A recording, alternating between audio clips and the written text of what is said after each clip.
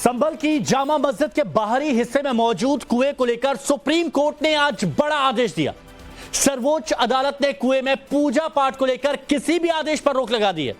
योगी सरकार से status report मांगी गई है और इस सबके बीच जामा मस्जिद को लेकर 100 साल पुरानी एक रिपोर्ट सामने आई। यह रिपोर्ट देश के पहले प्रधानमंत्री पंडित जवाहरलाल नेहरू की तरफ से तैयार की गई थी। संभल पर नेहरू फाइल के खुलते ही सियासी कोहराम मच गया है।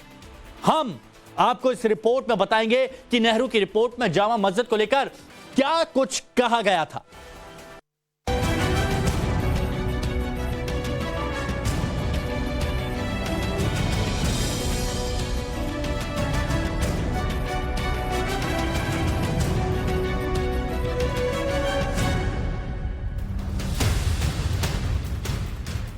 जब संभल की इस जामा मस्जिद में सनातनी अस्तित्व की तलाश पर राष्ट्रीय स्तर की बहस सी छिड़ी हुई है, तब यह नेहरू मार्का फाइल खुली है। जब इस मस्जिद के हिंदू मंदिर होने के दावों पर टकराव चल रहा है, तब देश के पहले प्रधानमंत्री की यह 100 बरस पुरानी चिट्ठी निकली है। जिस मस्जिद में सर्वे को लेकर खून बहाया गया, उसका स्याह सच नेहरू के इस रिपोर्ट में परिलक्षित हो रहा है। वो रिपोर्ट जो 1924 की है, पंडित नेहरू ने जिसे तब महात्मा गांधी को लिखा था।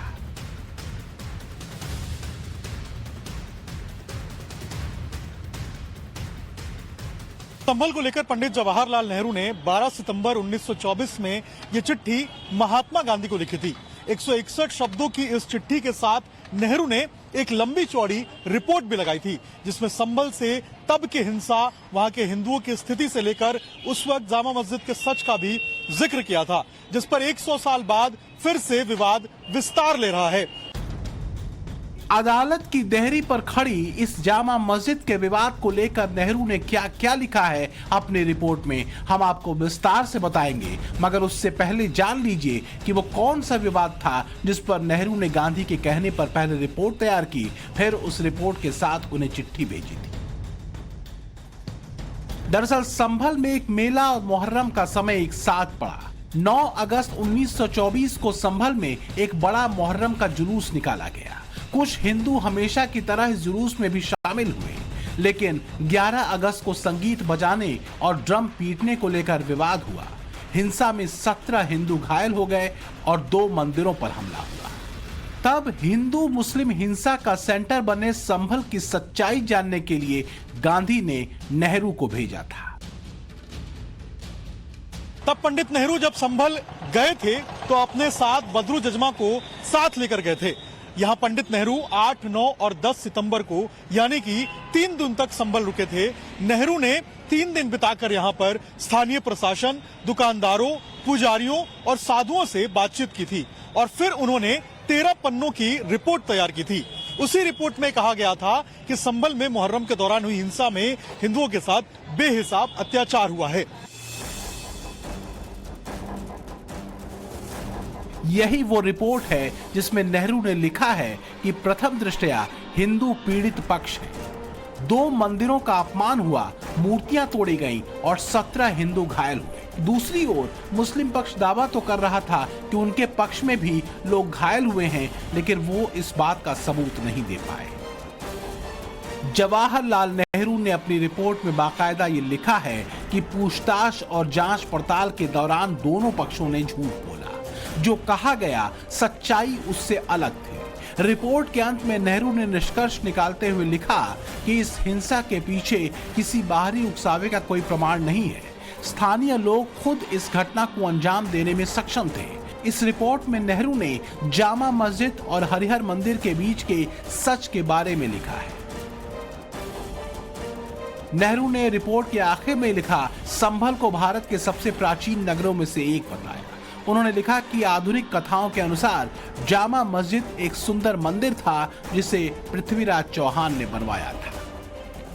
मतलब विवादों के केंद्र में जो जामा मस्जिद खड़ी है, जिसके अस्तित्व का विवाद अदालत की देहरी पर पड़ा है, उसके बारे में 100 साल पहले ही पंडित नेहरू ने वो सच महात्मा गांधी को बता दिया था जिस पर आज कानूनी बहस हो रही है।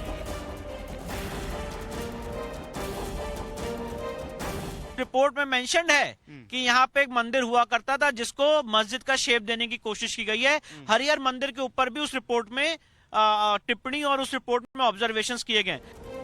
पंडित नेहरू ने जिस मस्जिद को मंदिर माना था उसकी पड़ताल पर अब जब कांग्रेस सवाल खड़ा कर रही है तो सत्ताधारी पार्टी के प्रवक्ताओं की फौज आक्रामक हो गई।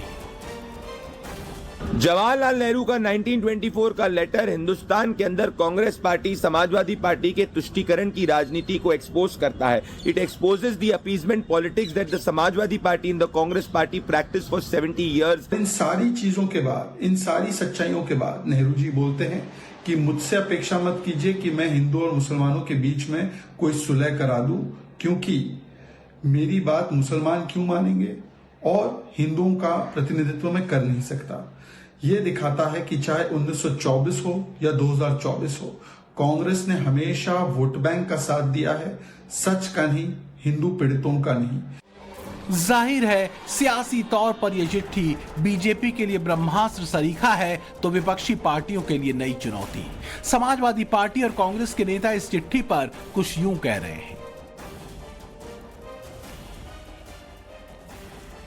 1924 में जवाहरलाल नेहरू जी ने क्या रिपोर्ट दी थी, आज 100 साल के बाद लीगली उसकी क्या अहमियत है? क्या वो कोई सबूत बन सकता है? और अगर वो सबूत बन सकता है तो 1947 में जो दंगे हुए उनकी भी बात करनी चाहिए, 2002 में जो गुजरात में हुआ उसकी भी बात करनी चाहिए।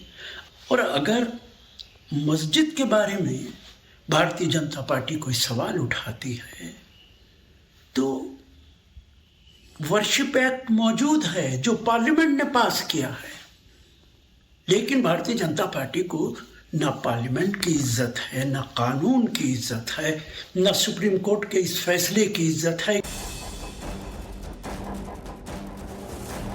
यही वो रिपोर्ट है जिसमें नेहरू ने लिखा है कि प्रथम दृष्टया हिंदू पीड़ित पक्ष है, 2 मंदिरों का अपमान हुआ, मूर्तियां तोड़ी गईं और 17 हिंदू घायल हुए। दूसरी ओर मुस्लिम पक्ष दावा तो कर रहा था कि उनके पक्ष में भी लोग घायल हुए हैं, लेकिन वो इस बात का सबूत नहीं दे पाए।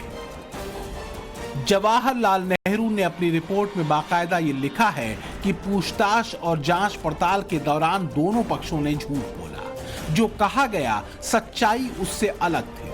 रिपोर्ट के अंत में नेहरू ने निष्कर्ष निकालते हुए लिखा कि इस हिंसा के पीछे किसी बाहरी उकसावे का कोई प्रमाण नहीं है, स्थानीय लोग खुद इस घटना को अंजाम देने में सक्षम थे।